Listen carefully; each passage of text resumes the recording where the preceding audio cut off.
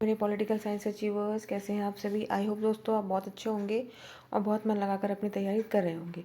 दोस्तों आज मैं लेकर आई हूँ रिवीजन सीरीज़ का पार्ट 11, जिसमें आज फिर से हम लोग प्रशासन के वन लाइनर्स पर फोकस करने वाले हैं।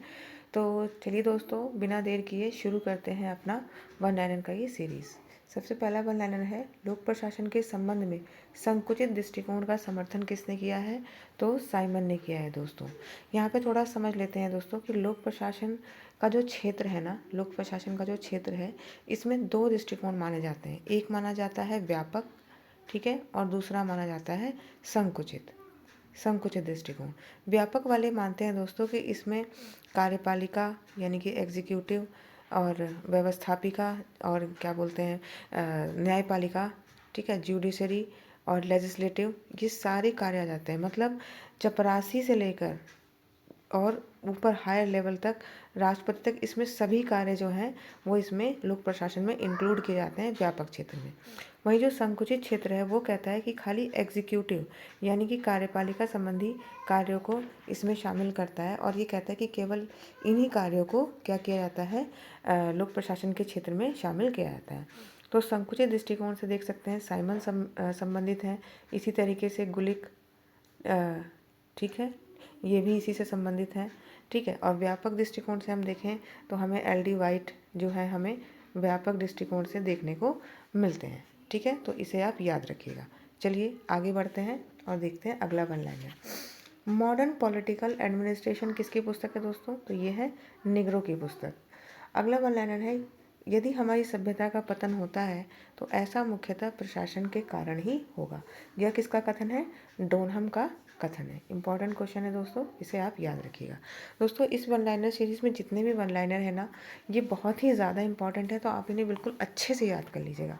और ये सब वन लाइनर आपके टीजीटी, पीजीटी और अगर आप असिस्टेंट प्रोफेसर कहीं का भी, जैसे हरियाणा का या फिर एमपी का अगर आप दे रहे हैं या फिर यूपी का दे रहे हैं, तो आपके लिए सभी के लिए इम्पॉर्टेंट है, क्योंकि लोक प्रशासन से ये चीज़ें पूछी जाती हैं, ठीक है। चलिए आगे बढ़ते हैं और देखते हैं अगला वन लाइनर।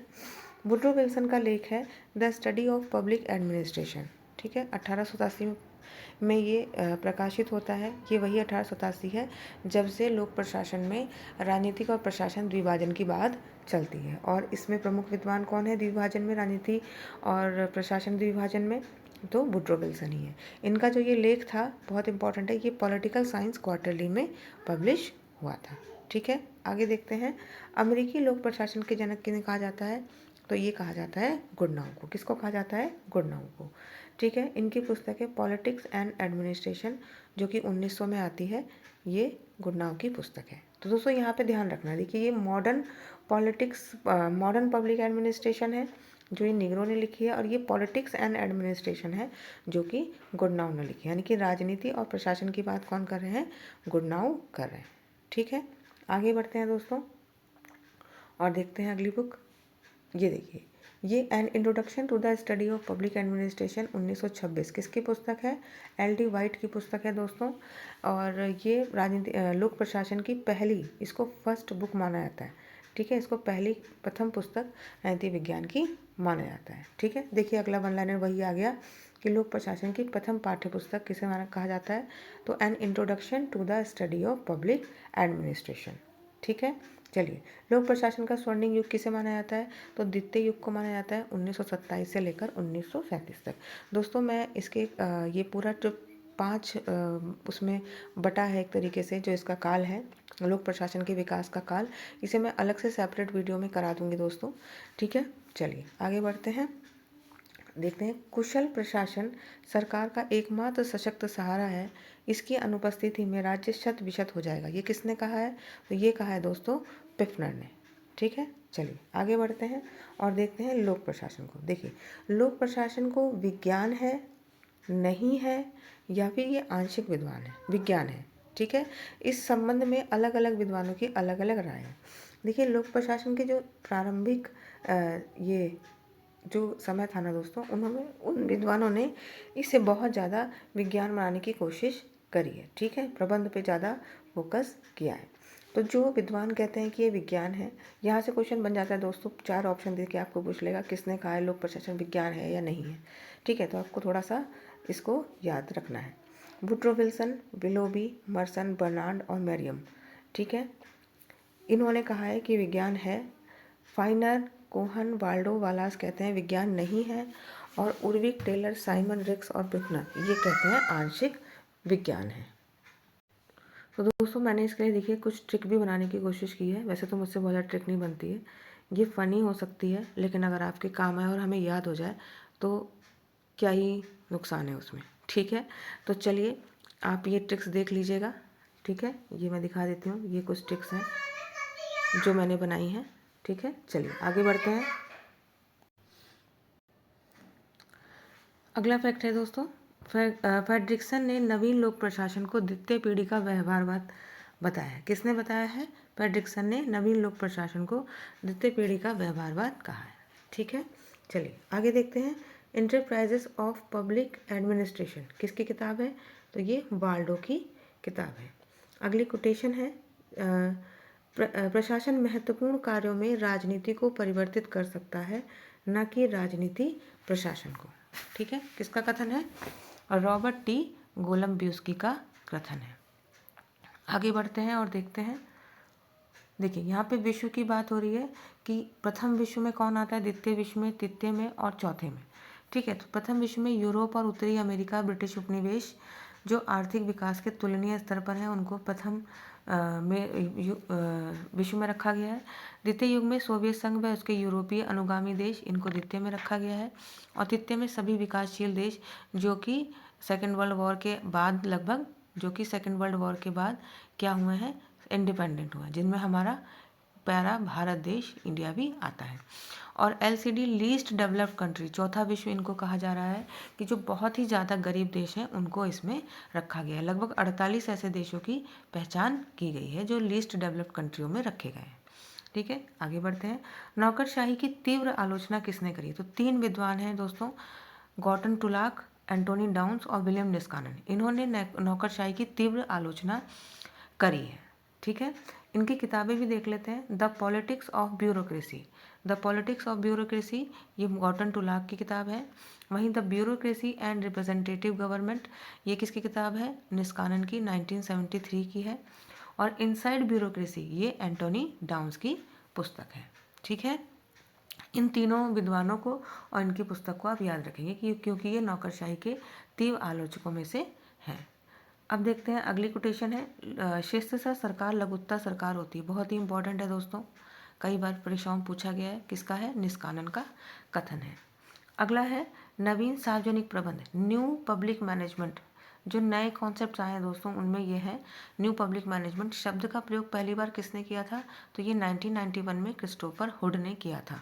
और किस लेख में किया था? The new public management for all season. ये बहुत ही ज़्यादा इम्पॉर्टेंट है क्योंकि अब इन नए ये जो नई चीज़ें हैं ना दोस्तों, इनसे बहुत ज़्यादा क्वेश्चंस एग्जाम में पूछे जाने लगे हैं।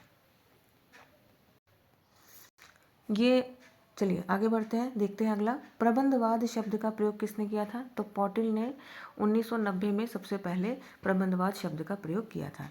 नवीन लोक प्रबंध शब्द का प्रयोग किसने सबसे पहली बार किया था? तो लैन रोजनब्लूम ने 1992 में किया था। उद्यमी सरकार, ठीक है, एंटरप्रेन्योर गवर्नमेंट शब्द का प्रयोग सबसे पहले किसने किया था? तो ऑसबर्न और गैबलर ने 1992 में किया था। ठीक है, नौकरशाही को आज के युग में बिल्कुल व्यर्थ माना है किसने? ऑसबर्न और गैबलर ने। और इन्होंने किस शब्द का प्रयोग किया था? उद्यमी सरकार का। ठीक है, एंटरप्रेन्योरल गवर्नमेंट का। ठीक है, और इनकी पुस्तक है री inventing government, how the entrepreneurial spirit in transforming the public sector. ठीक है दोस्तों, एग्जाम में आपको मोस्टली इतना टाइटल लिखा हुआ देखने को मिल जाएगा, री इन्वेंटिंग गवर्नमेंट। ठीक है, लेकिन आप इसका पूरा टाइटल याद कर लीजिएगा क्योंकि इतना तो कई बार पूछा जा चुका है, तो हो सकता है इस बार ये पूछ ले कि इसका पूरा नाम क्या है, तो याद रखेंगे इसका पूरा नाम क्या है। ठीक है, जो पॉटिल है दोस्तों जिन्होंने प्रबंधवाद शब्द दिया था, प्रबंधवाद शब्द जिन्होंने दिया था, इन्होंने संगठन में 3 E's की थ्योरी दी। ठीक है, 3 E's मतलब 3 ईज। इसमें क्या क्या है, इकोनॉमी, इफ़िशेंसी और इफेक्टिवनेस। और इस तरीके के क्वेश्चन दोस्तों एग्जाम में आने के चांसेस बहुत ज़्यादा होते हैं ना, क्योंकि इसमें ऑप्शन बनाना भी देखिए 3 है, एक अलग से आपको दे दिया और आपको बताना होगा इनमें से कौन सा नहीं है। ठीक है, तो ये काफ़ी इंपॉर्टेंट क्वेश्चन बन सकता है। दोस्तों ये वाली जो आज का वीडियो है ना, इसमें काफ़ी ज़्यादा इंपॉर्टेंट फैक्ट्स मैंने इंक्लूड किए हैं, तो हो सकता है यहाँ से 1 या 2 क्वेश्चन आपको एग्ज़ाम में अपने ज़रूर देखने को मिले, या आप प्रीवियस ईयर क्वेश्चन करेंगे तो वहाँ आपको ये क्वेश्चन देखने को मिलेंगे। तो ये बहुत इंपॉर्टेंट है, एक एक लाइन को आप यहाँ से बहुत अच्छे से याद कर लीजिएगा, अपने दिमाग में बिठा लीजिएगा। चलिए आगे बढ़ते हैं। विकास प्रशासन शब्द का पहली बार प्रयोग किसने किया था, तो UL गोस्वामी ने किया था। ठीक है, भारत में प्रशासन के विकास की संरचना इन्होंने दी थी, the structure of development of administration in India में। ठीक है, और विकास प्रशासन की अवधारणा को लोकप्रिय किसने बनाया था, तो ये बनाया था विडनर, फ्रेडरिक्स, पालोम्बरा और अल्बर्ट वाटसन। लेकिन विकास प्रशासन के सबसे ज़्यादा अच्छे से कॉन्सेप्ट किसने दिया है, तो वो दिया है दोस्तों एडवर्ड विडनर ने। ठीक है, इस पे इन्होंने विकास प्रशासन पे बहुत ज़्यादा काम किया है। आगे बढ़ते हैं और देखते हैं अगला। विकास प्रशासन का संबंध विकास कार्यक्रमों के प्रशासन के बड़े संगठनों, खासकर सरकार की प्रणालियों, विकास लक्ष्यों की उपलब्धि के लिए नीतियां और योजनाओं को क्रियान्वित करने से, किसका कथन है, तो ये कथन है फ्रेडरिक्स का।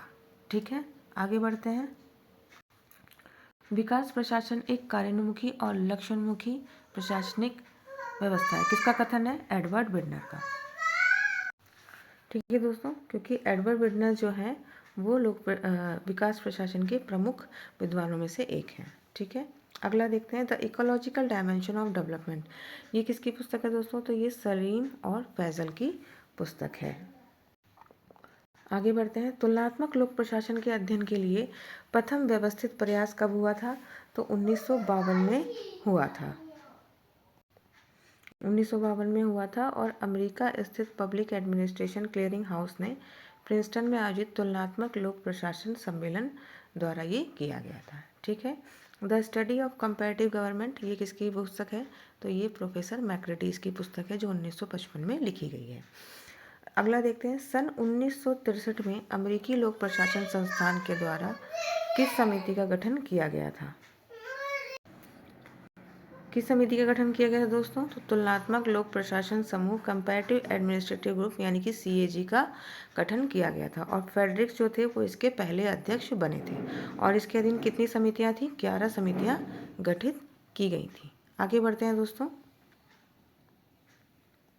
जब तक लोक प्रशासन का अध्ययन तुलनात्मक नहीं होगा तब तक इसे विज्ञान मानने का दावा खोखला रहेगा। ये किसने कहा था, ये कहा था रॉबर्ट डहल ने अपने 1947 में अपनी बुक में the science of public administration में। बहुत ही इम्पॉर्टेंट है ये कथन भी, और साथ ही साथ रॉबर्ट डहल की ये पुस्तक भी। ठीक है, आगे बढ़ते हैं, देखते हैं। Towards the comparative study of public administration किसकी किताब है, तो विलियम जे सिफिन की ये पुस्तक है। अगला देखते हैं, लोक प्रशासन में प्रतिमानों का परिचय कराने का श्रेय सर्वप्रथम किसे जाता है, तो ये जाता है हर्बर्ट साइमन को। हर्बर्ट साइमन की प्रमुख पुस्तकें देख लेते हैं। एडमिनिस्ट्रेटिव बिहेवियर 1947, पब्लिक एडमिनिस्ट्रेशन 1950 और ऑर्गेनाइजेशन 1958। इसमें से एडमिनिस्ट्रेटिव बिहेवियर बहुत ज़्यादा इंपॉर्टेंट है और कई बार एग्जाम्स में पूछी गई है। उसके अलावा इनकी तीनों ही पुस्तकें बहुत ज़्यादा इम्पॉर्टेंट है। आगे बढ़ते हैं और देखते हैं, वेबर ने प्रतिमानों की रचना में किस मेथड का प्रयोग किया है, तो निगमनात्मक या डिडक्टिव मेथड का। रिक्स ने किस अपनी प्रतिमानों में किसका प्रयोग किया है, तो आगमनात्मक दृष्टिकोण का। रिक्स के मॉडल में ट्रांजिशिया क्या है, तो यह है कृषिका और औद्योगिका के बीच का समाज। ठीक है, आगे बढ़ते हैं। बहुकार्यात्मक व अल्प कार्यात्मक समाजों में मध्यवर्ती समाजों को क्या कहा जाता है, तो बहुकार्यात्मक और अल्प कार्यात्मक यानी कि इनके बीच में कौन होता है, समपार्श्वीय समाज, यानी जिसे हम प्रिज्मेटिक कहते हैं। ठीक है, समपार्श्वीय समाज को इंग्लिश में क्या कहते हैं, प्रिज्मेटिक कहते हैं। ठीक है, चलिए आगे देखते हैं। प्रिज्मेटिक सोसाइटी यानी समपार्श्वीय समाज कितने में विभाजित है, तो अर्थ समपार्श्वीय, अस्थि समपार्श्वीय और नियो समपार्श्वीय में। ठीक, चलिए आगे बढ़ते हैं। साला का क्या अर्थ है, यह साला जो है वो एक स्पेनिश शब्द है जिसका अर्थ है सम्मेलन का कमरा। ठीक है। और ये साला मॉडल किसने दिया था? तो ये दिया था रिक्स ने, ठीक है। ये बहुकार्यात्मक और अल्प कार्यात्मक समाजों के बारे में भी किसने बताया था? रिक्स ने, ठीक है। इनकी बुक है prismatic behaviour in the United state. ये किसकी किताब है? माइकल मुनरो की, prismatic behaviour in the United state. रिक्स के दृष्टिकोण को सही ढंग से समझने के लिए उसे 3 बार अध्ययन करना होगा। पहली बार भाषा की जानकारी हेतु, दूसरी बार अवधारणा की जानकारी हेतु, और तीसरी बार क्या वास्तव में वहाँ कोई सीखी जाने वाली चीज़ है, इसके लिए। ये आलोचना किसने करी है? तो ये सीसन ने की है। एक बार फिर से बहुत इंपॉर्टेंट है। विकास प्रशासन के अग्रणी प्रस्तावक या विद्वान कौन है? तो एडवर्ड विर्नर है। मैंने आपको पहले ही बता दिया था। चलिए आगे बढ़ते हैं। लोक विकल्प उपागम यानी कि पब्लिक चॉइस थ्योरी के अग्रणी प्रणेता कौन है? तो वो है विंसेंट ओस्ट्रम। ये पब्लिक चॉइस थ्योरी क्या है ना दोस्तों? पब्लिक चॉइस थ्योरी कहती है कि लोगों को भी सेवाओं में सरकार को चुनने का अधिकार देना चाहिए। जैसे क्या होता है ना, प्राइवेट सेक्टर में क्या होता है, कई सारी कंपनियां होती हैं, आप इसका सामान ले लीजिए, उसका ले लीजिए, कुछ भी ले लीजिए। लेकिन गवर्नमेंट सेक्टर में क्या होता है, जैसे कि LIC है, तो वहाँ पे एकाधिकार होता है इस तरीके से। तो विंसेंट ऑस्ट्रम जैसे विचारक कहते हैं कि सरकार को भी चॉइस देनी चाहिए चुनने का, कि कई सारे ब्रांड हो जिसमें से जनता अपनी पसंद का अपने हिसाब से चुन सके। उसी को, यही क्रक्स है पब्लिक चॉइस थ्योरी का, ठीक है। चलिए आगे बढ़ते हैं। ओस्ट्रम ने नौकरशाही प्रशासन के परंपरागत विचार के स्थान पर लोकतंत्रीय प्रशासन की अवधारणा स्थापित की है, ठीक है। ओस्ट्रम ने नौकरशाही प्रशासन के विचार के स्थान पर लोकतंत्रीय प्रशासन की अवधारणा की बात करी है। विंटर्स ओस्ट्रम की बुक कौन सी है? The intellectual crisis in American public administration, important है। और विंसेंट ओस्ट्रम किससे जुड़े हैं? पब्लिक चॉइस थ्योरी से, ठीक है, पब्लिक चॉइस अप्रोच से, ठीक है। Management by objectives, management by objective किसने दिया है? ये दिया है दोस्तों पीटर ड्रकर ने। मैनेजमेंट बाय ऑब्जेक्टिव किसने दिया है? पीटर ड्रकर ने दिया है, ठीक है। ये एक सामान्य निर्णय का सिद्धांत है जिसमें लॉन्ग टर्म के निर्णय लिए जाते हैं, ठीक है। और पीटर ड्रकर की बुक का क्या नाम है? Management of objectives. दोस्तों ये डिसीजन मेकिंग थ्योरी से रिलेटेड है। अगर आपने डिसीजन मेकिंग को अच्छे से पढ़ा होगा तो वहाँ आपने पीटर ड्रकर के बारे में ज़रूर पढ़ा होगा, ठीक है। और इनकी पुस्तक है मैनेजमेंट ऑफ ऑब्जेक्टिव, ठीक है दोस्तों। यहाँ पे हम बहुत ज़्यादा चीज़ों को लंबा नहीं डिस्कस कर रहे हैं, थोड़ा थोड़ा ही मैं बता दे रही हूँ आपको, क्योंकि अभी हम लोग रिवीजन कर रहे हैं।